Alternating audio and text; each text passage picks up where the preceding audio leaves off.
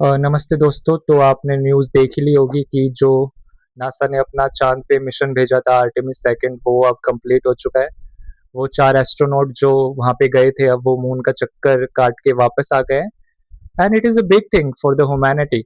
मतलब अगर हम जनरल पर्सपेक्टिव से देखें तो it is a big achievement. It is similar कि जब हम पहली बार चाँद पे गए थे अपोलो 17 में, 1969 के करीब में आई थिंक हम गए थे। तो उस टाइम से आज तक के बाद इंसान पहली बार चाँद के इतना पास गया है, क्योंकि 50 साल तक तो कोई गया ही नहीं था। और इसीलिए ये एक बड़ी बात भी है कि आखिर क्यों नहीं गया और इंसान फिर ये दोबारा से क्यों वहाँ पे अब जा रहा है। तो इन सभी चीज़ों के बारे में हम बात करने वाले हैं इस वीडियो में, तो मेरे साथ बने रहिएगा एंड तक। तो चलिए शुरू करते हैं।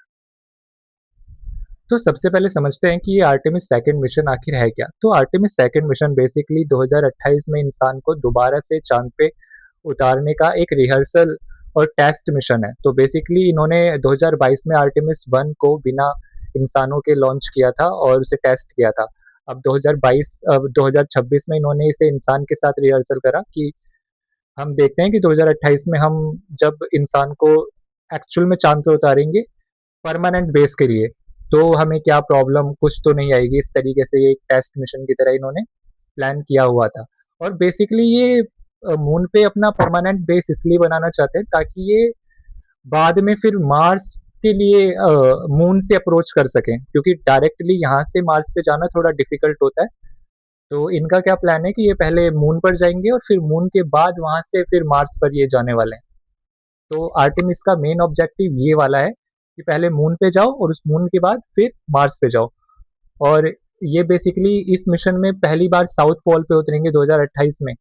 और क्योंकि वहाँ पे ऐसा भी बताया गया है कि वहाँ पे कुछ वाटर आइस के अ, निशान है, मतलब वाटर आइस मिलने के चांसेस है, तो वहाँ पे ये एलियन लाइफ भी ढूंढ सकते हैं। माइक्रो वाला, वो वाला नहीं कि जो आपको टीवी में एलियन दिखाते हैं, पर micro life, micro alien life इनको देखेंगे कि वहाँ पे कुछ है या नहीं है, वाटर आइस है वो किस तरह की है, कुछ और मिनरल्स अगर हमें मिल पाए अर्थ के लिए, या फिर फ्यूचर प्लान ये बेसिकली देख रहे हैं स्पेस में कि क्या होता है आगे।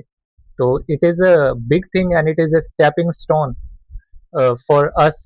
और भाई इसमें जो तस्वीरें भेजी है बाहर से मून फिर अर्थ की, वो कितनी ब्यूटीफुल तस्वीरें हैं भाई। मतलब आपको स्क्रीन पे दिख जाएंगी वो तस्वीरें जो आर्टेमिस सेकंड से ली गई हैं इस मिशन पर। और वो क्या ब्यूटीफुल तरीके से खींची गई है basically.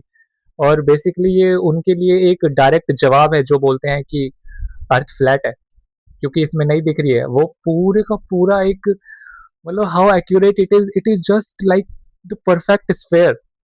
And you see that astronaut वगैरह ये बोलते हैं कि जब आप बाहर जाते हो स्पेस में, तो वहां पर आपको एक बहुत ही अलग सी फीलिंग आती है। और फीलिंग ये होती है कि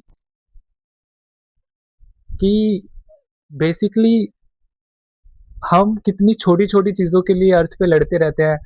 और basically we as a one की फीलिंग वहाँ पे बहुत स्ट्रांग हो जाती है, क्योंकि हमें अर्थ पूरा का पूरा एक प्लैनेट की तरह देखते हैं। हम उसे किसी देश, समुदाय, जाति, धर्म के बेसिस पे नहीं देखते, पर अर्थ जब एज ए फुल हमको दिखाई देती है तो वो अपने आप में एक अलग फीलिंग होती है एस्ट्रोनॉट के अकॉर्डिंग। मेरे अकॉर्डिंग नहीं, क्योंकि मैं तो नहीं गया हूँ।